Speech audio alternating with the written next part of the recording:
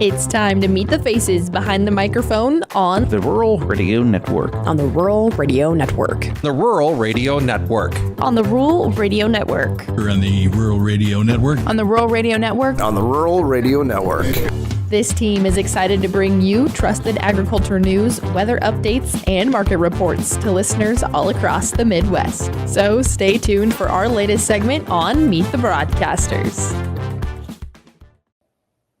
Hello, and welcome back to another episode of Meet the Broadcasters. I'm Jaylee Pope, and today I'm joined by Steve White, one of the newest additions to the Rural Radio Network team and KRVN. So, Steve, why don't you tell us a little bit about your position and role with the team? Yeah, so I am based at KRVN 880 AM in Lexington. I actually live in Grand Island. I'm commuting to Lexington one day a week, and the rest of the time I'm either at home or mostly it's turning out to be on the road, seeing what's going on, particularly in central Nebraska, 880 kind of being the flagship of the network. I'm kind of in that territory for the most part. I was in Kearney a couple of days last week. I've been in Grand Island, been in Lexington, things in this area covering and reporting on that for KRVN, but then contributing to the network. That's kind of my role. That's great. And so to take a step back, give us a little bit about your background and how you got into ag broadcasting and some of those steps that have led you here. Yeah, so there's a lot to talk about because I've been doing this for more than 25 years as a broadcaster. So I started out in the television side. That's how most people in central Nebraska would certainly know me. Was in a role there with a local station for more than 25 years. It's interesting, though, my career. So I went to college at South Dakota State University. I'm a jackrabbit. Don't hold that against me. But while I was there, did some work for a guy who was a professor in the extension area. And then we produced a couple of television programs for South Dakota Public Television, which were not unlike Market Journal that airs in Nebraska. And so I did work on actually a show that was a 30-minute farm market recap, a weekly market recap, which is kind of funny because now I'm hosting a weekly market recap and then with a couple of analysts. And then I worked on a show, like I said, that was much like Market Journal. So I did that while I was in college. I thought, this is kind of fun.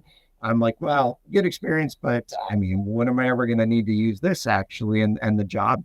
So fast forward over the years at the TV station, one of the roles that I took on was doing a lot of the farm broadcasting work because there were not a lot of people who understood that. And while I do not come from a farm, everybody I grew up with and the people I went to church with, they all had some cows, they had some crops. And you take for granted when you're in a community like that everybody just kind of knows the ebbs and flows and the rhythms of agriculture and how that affects just daily life. And so when I got into TV, I started doing most of the farm reporting that needed to be done. I started doing that. And then, would have been 2013 at the station I was at, launched a weekly farm show. And I kind of spearheaded that effort for a number of years. And then when this position came open, this was like a great opportunity to join the Rural Radio Network as kind of the farm director for KRVN. So I've been doing farm broadcasting in some capacity for a lot of years. So it's kind of interesting how my career really has kind of brought me full circle that what I was doing in college is actually a lot of what I'm doing right now. That's great. And obviously, this summer I'm really excited to get to learn from amazing mentors that have been in the industry for so long. And I know that during one of our previous conversations, we got to talk about the value of mentorship. Obviously, throughout your career, have you had any mentors that have had a great impact on your career? Yeah, absolutely. I mean, even that goes back to college. There were a couple of guys in college who kind of took me under their wing and kind of showed me the ropes and helped me learn some of the things that you need to learn to be a broadcaster. One of those guys was much more from the production and technical standpoint, and I learned a bunch of stuff. Then I did an internship at a TV station. I had a news director at that TV station who took me under his wing there as well. And he actually, my first stories that were ever on television, he went out as the cameraman. He was the crew and let me be the reporter. And I learned a ton. Just working with somebody who had been in the business and been experienced was super helpful. And then, getting into my first career, really then had people who kind of helped me along the way with learning the little things, the little tricks of the trade. One of those things I had to work on when I was young was writing. you take for granted how much writing you do. You think you just stand up in front of a camera, or you sit in front of a microphone and you just talk. How hard can that be? Well, there's so much you have to write out and script out because you've got limited time windows, and you want to maximize that and get as much information in that little narrow window as you can. That means you have to write. You can't just ad lib, because you want to make sure that you're using that time wisely. But you also want to make sure you're factually accurate and you're getting things right. So there's a lot of writing, and I had somebody who helped me out with the writing along the way. So I've had a lot of those people over the years. And then as things have progressed, and I've kind of became the old guy in the business, I've really enjoyed working with a lot of younger people. I really have tried to invest into young people and try to build into them and build them up, to give them the tools and the skills that they're going to need to be successful. Which is great. And I know that, I mean, we've only worked on a couple projects together so far, but I've definitely really appreciated your mentorship. And then another thing that we have gotten to talk about before is the power of connections within the industry. Talk Yeah. a little bit about what it's been like for you to build these connections over the years and how they've served you well. I've always just tried to take the standpoint that it's just important to care about people, to listen to people and talk to people and treat people like they matter. Those probably sound like obvious things, but there are people who get into broadcasting who just kind of want to build their name and build their reputation, and they kind of make it all about me, me, me. And that's never been my approach. My approach has always been, I want to make this about other people and tell their story and connect with people. And so, yeah, I mean, I know people all across this state. It's kind of fun when I go to things like the state FFA convention, or last week I was at the Nebraska Cattlemen mid-year meeting. I'm talking with folks from all over the state. They might be in Southwest Nebraska. They might be in Northeast Nebraska. They might be in the Panhandle or Sandhills or whatever. But I know people in all those places. And when I go to places, I can call somebody or text somebody and say, hey, how are things looking in your neck of the woods? Can I stop by? I'm in the area. And more often than not, people are like, yeah, sure, stop by. We can make time for that. And just, I think there's such a value in networking and just treating people well, treating people with respect, just being a listener to people. And a lot of people, we can be a conduit as broadcasters to help tell their story. They just need somebody who will listen to them and can help them do that. And I appreciate being in that position where I can help facilitate and take that message to a wider audience. That's absolutely amazing. And as we talk about sharing people's stories, over the time in your career as a broadcaster, do you have a story that sticks out specifically, or even a favorite story that you've covered? And we would be here all day if I talked about all of them. But I mean, I could think of one story I did was a young boy who had a rare medical condition. He wanted a center pivot in his backyard. And the people at Ranky Manufacturing, they worked with some people, they made it happen. He got home from school one day. I was there with my camera rolling as he got to enjoy that pivot in his backyard. That's one of those that stands out. There are a couple of harvest bees I've been at on a little more, somber news, but just seeing how a community rallies together when somebody has gone through something. A couple of those that I've done really, really just speak to the power of resilience and small communities. The last story I did in television before I left was a story about a guy that I've gotten to know over the years, who just celebrated decades with a heart transplant. He was expected to have months to live, and now has lived, decades longer than anybody imagined, almost 90 years old now. So he's lived more than 30 years with a heart transplant, and people didn't expect that. To be able to tell that story, those are some of the things that it's usually the people stories. No offense to people planning events come and go, press conferences with politicians come and go. It's the things where I get to actually sit down with somebody and be able to learn more about them and tell their story, especially with something that's impactful like that. Those are the ones that stick with me. Those are really cool. And honestly, I don't know how you even pick a favorite out of all the years that you've been doing this. I'm sure you've covered a lot of great stories. But also, now that you've kind of had a career change and getting started in your new role, do you have any goals for the future or any fun projects that you're currently working on? Well, yeah, I'm doing a couple of different things. So I'm new to radio. So actually, it's interesting. I also did a little radio when I was in college, just kind of dabbling, and you play some music on the radio. And there again, I thought, oh, this is fun, but when am I ever going to need these skills again? The radio world has changed since I last did it. The audio board looks pretty similar, but we were actually literally playing things on CDs, or they actually had this technology called carts, and those little plastic things you stuck in a thing and had to hit a button on. there's no buttons now like that. Everything's certainly digital these days. So I've had to learn some new software tools, learn some new technology. But at the same time, I'm trying to take some of the things I have learned, because one of the things I've always really prided myself on is boots on the ground, going out, talking to people. I don't just call somebody on the phone. I mean, yes, we have to do a lot of that. We're just doing phone interviews and that kind of thing, or, online and Zoom and Teams type interviews. But I've always liked getting out and incorporating, the experience of being there on the scene. So even just a couple of weeks ago, I covered a Dairy Month proclamation, and there were kids ringing cowbells and ding, ding, ding, ding, ding, ding, that little sound.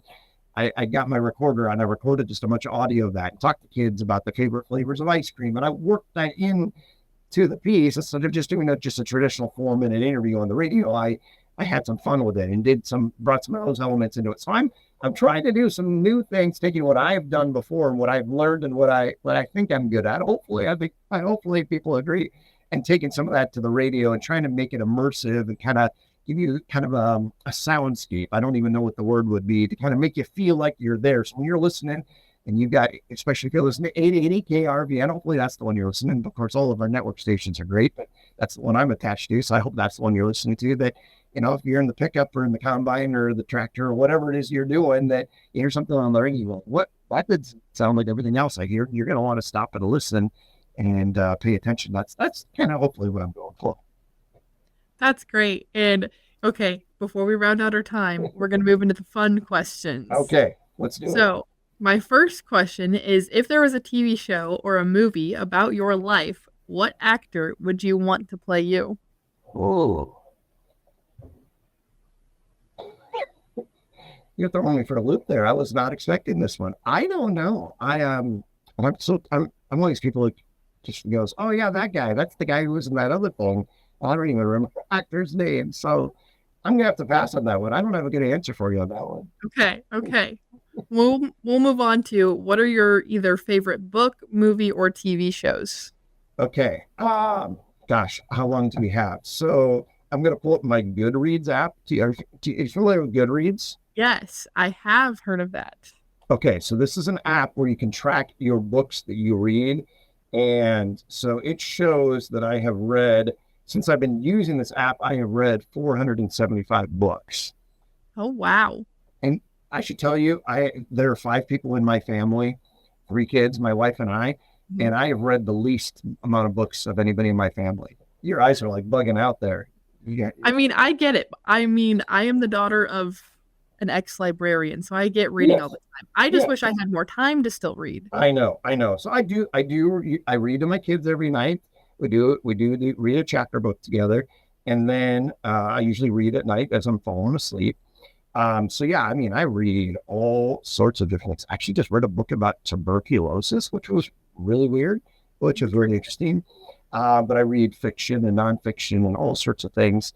Gosh, so you want a favorite book? Well, I'll talk about 2 series that I've just got done reading with my kids. We just got done not long ago rereading the Chronicles of Narnia, like The Lion, the Witch, and the Wardrobe, Aslan the Lion. I've read those with my kids a couple of times. Really like that one. A newer book series that's along those same veins is called The Wing Feather Saga. That's 4 books, and it's about 3 kids, 2 brothers and a sister. Now, in my family, I have 2 girls and a boy, so we're a little bit opposite. But I think my kids related really well to this. The kids, I want to say they're probably between the ages of 8 and 12, and it's kind of a fantasy world where they're dragons and stuff. But they have they're just kids, and they don't realize that their world has been there's been a war in their world, and then these creatures that have attacked everywhere, and they don't realize they're secretly like the kings and queens of their land where they come from. Spoiler alert, maybe there. And their mom is kind of safeguarding them far away until the day comes where they can come back. And there's a bunch of stuff that happens along the way. So my kids loved those books, and I really enjoyed reading that with them. A favorite movie, oh my gosh, I could list like a whole bunch of different things. But I grew up, I'm a child of the 80s, so I love the Star Wars movies and the Indiana Jones movies on. Yes. So can't go wrong with that stuff. And a favorite TV show, I just don't have a lot of time for TV these days. Usually if I'm watching sports on TV. But, That's fair. I'll probably binge a show here and there. So Great. All right. And to finish out our time, do you have any advice for people going forward, either young people looking to get into the industry or just a solid piece of advice that you always turn to? yeah, well, one thing I always tell people, it takes a long time to get good at this broadcasting thing. You think you know what sounds good. You do know what sounds good. You listen on the radio and you go, oh wow, that was really good. Or you see something on TV and you go, oh, that was really good. It is hard to produce that level of quality. There's so many different things that are involved because there's the speaking element, and it's taken me a long time to get good talking into a microphone. Again, that sounds weird, but yeah, it takes time. That's a skill. Or talking to a TV camera and the writing element of it. There's the performance element, the writing element. There's just the getting to know people and having good sources and how to do good interviews. And it just takes a really long time. And you just have to do a lot of work and just keep at it for a long time before you start to feel like there was a point for me where all of a sudden with my writing, I had a boss who was just like, you've got it. You've got the writing thing figured out. It took months and he would rip things to shreds and be like, oh, no, you got to rewrite this. And there was just a day where he's like, I think you figured it out. And I think I did figure it out. It took a long time, but I feel like, so hang with it, be persistent, just keep doing things. So if you're in college and want to do this kind of thing for a living, just take advantage of every opportunity you can have. Start a podcast, do some radio, do some TV, do newspaper, multimedia, even in high school. If you've got like a high school streaming sports thing and you can do play, but do all of that stuff. And the more experience you have, that'll make you better off. So that's just one piece of advice. And then the other is just like I talked about earlier, but just treating people well, treating people with respect, just legitimately caring about people is important. And the last thing I'll say is in the broadcasting world, a lot of people will start out and maybe they start out someplace in the middle of nowhere and they're really hoping to work their way up and they want to be a big time broadcaster in a major city. That's fine. But of all the people that I've worked with, there is one who was on ESPN and he was phenomenal. He was a one in a lifetime person to ever work with. Matt Schick, who's at ESPN, fantastic broadcaster. A lot of people start out and they think they're going to get there. The odds of that happening are low. I'm not trying to discourage anyone, but there are other paths. The path that I have chosen is it's also fine to just be rooted in one place and not have to work your way up. He had to make multiple stops along the way to get to that. He had to, a lot of people who work in broadcasting will work someplace for a year or two, get their foot in the door, get some skills, and then move up to a bigger place and then keep progressing on that ladder. That's one option. The option that I've taken is just be rooted in a place where you know people, the history of things. When I go to a livestock show at the state fairgrounds, I'm going to walk those barns and I'm going to just know a bunch of people and people are going to come up to me and be like, hey, do you know that family from over there?